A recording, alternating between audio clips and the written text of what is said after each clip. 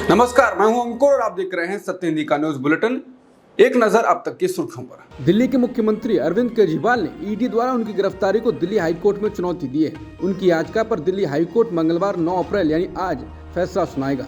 आज साफ हो जाएगा कि केजरीवाल को राहत मिलेगी या नहीं।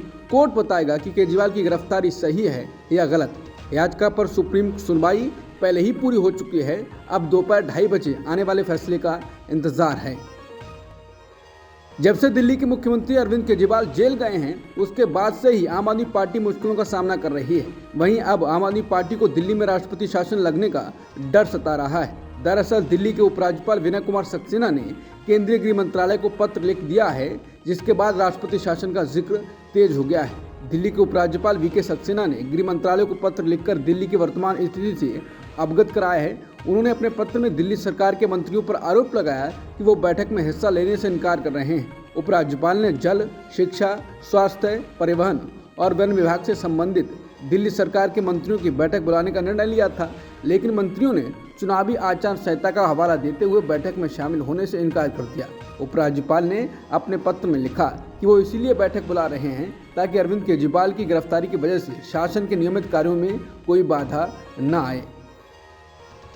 दिल्ली की राउस एवेन्यू कोर्ट ने एक्साइज पॉलिसी मनी लॉन्ड्रिंग मामले में बीआरएस नेता के कविता की न्यायिक हिरासत 23 अप्रैल तक बढ़ा दी है। अदालत ने सोमवार को कविता को अंतरिम जमानत देने से इनकार कर दिया था और कहा था कि वो मामले में प्रथम दृष्टया सक्रिय रूप से शामिल थी। मंगलवार को टीएमसी नेता दिल्ली के मंदिर मार्ग पुलिस थाने के बाहर धरने पर बैठे हुए हैं। सोमवार को शाम 5 बजे टीएमसी के डेरेक ओब्रायन, सागरिका घोष समेत कई नेता ईडी, सीबीआई और एनआईए जैसी जांच एजेंसियों के दुरुपयोग के खिलाफ प्रदर्शन कर रहे थे। टीएमसी के नेता चुनाव आयोग के दफ्तर के बाहर प्रदर्शन कर रहे थे और उनकी मांग थी कि जांच एजेंसियों के प्रमुखों को बदला जाए। इसके बाद टीएमसी सांसद डेरेक ओब्रायन समेत धरना देने वाले कई नेताओं को पुलिस ने हिरासत में ले लिया और मंदिर मार्ग थाने ले गई। मंगलवार की सुबह से ये नेता थाने के बाहर प्रदर्शन कर रहे हैं। इस प्रदर्शन में आम आदमी पार्टी भी टीएमसी का समर्थन कर रही है। महाराष्ट्र के विपक्षी गठबंधन महाविकास आघाड़ी यानी एमवीए के बीच लोकसभा चुनाव के लिए सीट शेयरिंग का फॉर्मूला तय हो गया है। महाराष्ट्र के 48 में से 21 सीटों पर शिवसेना उद्धव गुट, 17 सीटों पर कांग्रेस और 10 सीटों पर एनसीपी शरद गुट अपने उम्मीदवार उतारेगी।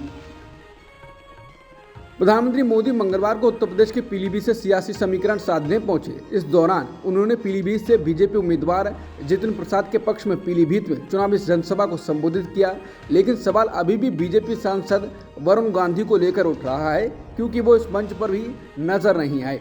बता दें, पीलीभीत से बीजेपी ने वरुण गांधी की जगह जितिन प्रसाद को उम्मीदवार बनाया है, लेकिन टिकट काटे जाने के बाद से ही वो गायब हैं। वो ना तो कभी पार्टी के किसी कार्यक्रम में पहुंचे और ना ही चुनाव प्रचार में पहुंचे। पीएम मोदी ने पीलीभीत में कहा कि आज पूरी दुनिया में भारत का डंका बज रहा है। ये आपके वोट की ताकत है। आपके वोट से मजबूत सरकार बनी है। भाजपा सरकार ने दुनिया को दिखा दिया है कि भारत किसी से कम नहीं है। जब नीयत सही होती है, हौसले बुलंद होते हैं, तो नतीजे भी सही मिलते हैं। प्रधानमंत्री ने कहा कि सारी दुनिया की मुश्किलों के बीच भारत आज दिखा रहा है कि उसके लिए कुछ भी असंभव नहीं है।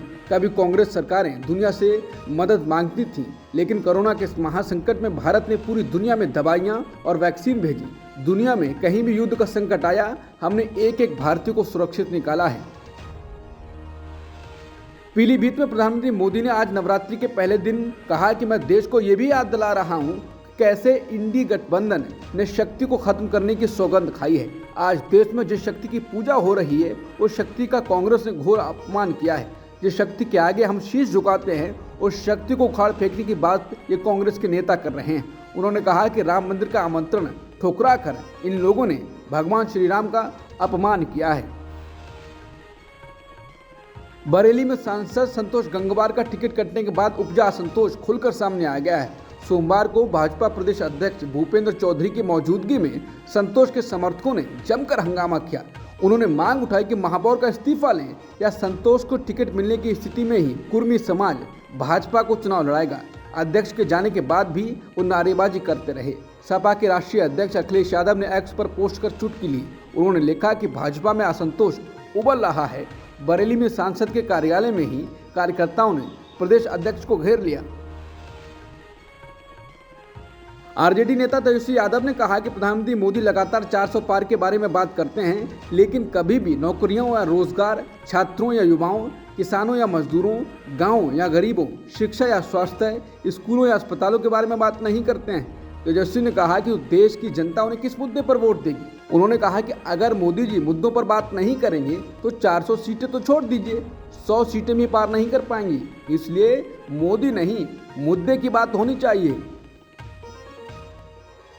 सुप्रीम कोर्ट आज एडीआर की उस याचिका पर सुनवाई कर रहा है जिसमें ईवीएम डेटा और वीवीपैट रिकॉर्ड के बीच 100% मिलान की मांग की गई है। बता दें, विपक्षी पार्टियां लंबे समय से ईवीएम पर सवाल उठाती रही हैं और बैलेट पेपर से चुनाव कराने की मांग करती आई हैं। देश में परिवारों पर कर्ज अब नई ऊंचाइयों को छूने लगा है। अंग्रेजी अखबार द हिंदू की एक रिपोर्ट में दावा किया गया है कि दिसंबर 2023 में भारतीय परिवारों का कर्ज बढ़कर नई ऊंचाई पर पहुंच गया है। माना जा रहा है कि अगर ये स्थिति है तो अर्थव्यवस्था के लिए एक चिंताजनक बात है।